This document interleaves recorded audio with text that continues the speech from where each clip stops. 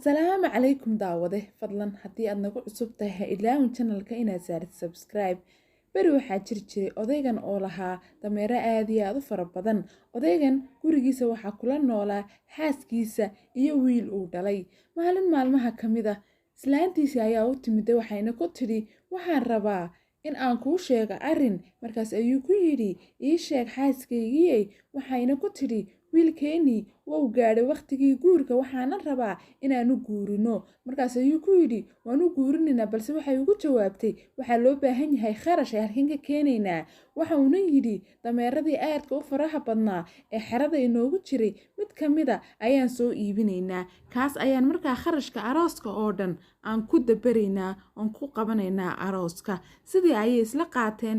Maalinkii labaad waxaa isa soo raacay wiilkiisii isagii iyo dameerkii si ay markaasi dameerka u soo iibgeeyaan. Waxayna u soo dhaqaaqeen dhankaas iyo meeshii sayladda lagu iibinayay dameerada.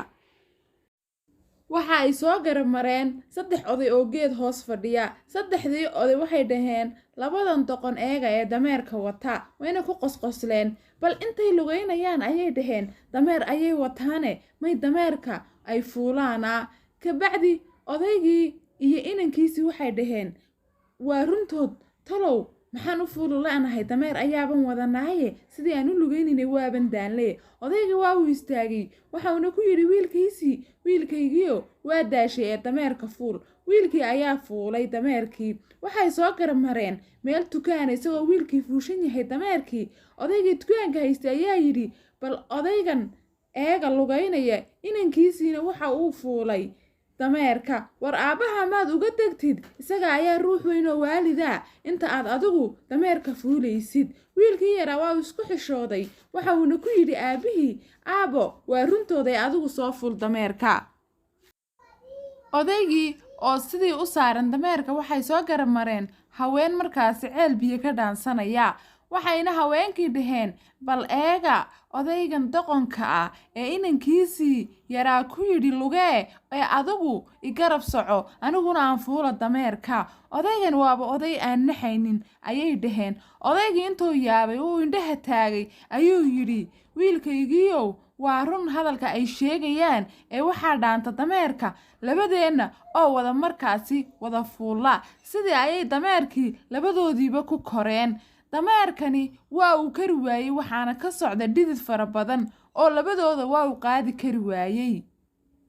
Waxay socdaanba waxa ay markii dambe arkeen oday wada taagan waxa uuna ku yidhi odaygii inta uu aad u xanaaqay war miyaad waalan tihiin dameerka aad labada ku fuusheen miyuu idin qaadi karaa miskiinkan mahadlaanka ah een hadli karin maxaad labadiina aad u wada saaran tihiin war ka dega ayuu ku yidhi waa uuna canaantay labadoodii dameerka saarnaaba.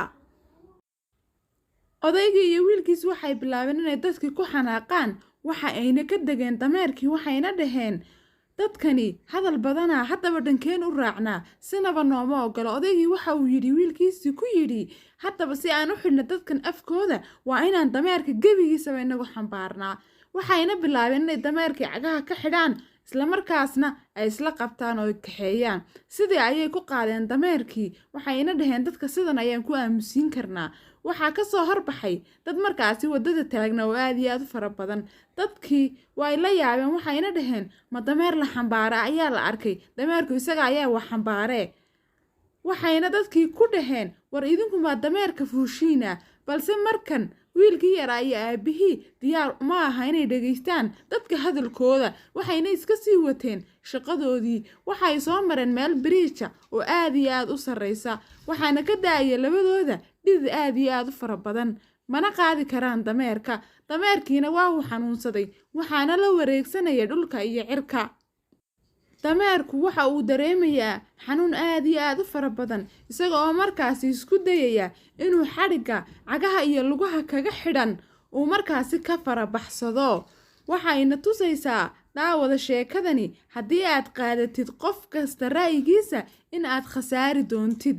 Dameerkii waxa uu isku dayay inuu ka farabaxsado xadhiggii markaasi ay ku xidhxidheen waxa uuna dameerkii ku soo dhacay biriijkii ka hooseeyey ee markaasi webiga hoos marayay. Halkii ayuuna dameerkii ku dhacay, halkii ayay wiilkii iyo aabihiina ku khasaareen, dameerkiina xaggii ayuu ku dhintay. Iyaguna waxay noqdeen kuwo markaasi khasaare oo waayay dameerkii. Sheekadeenna maanta intan ayay ku eg tahay. Haddii aad ka heshay sheekada like saar.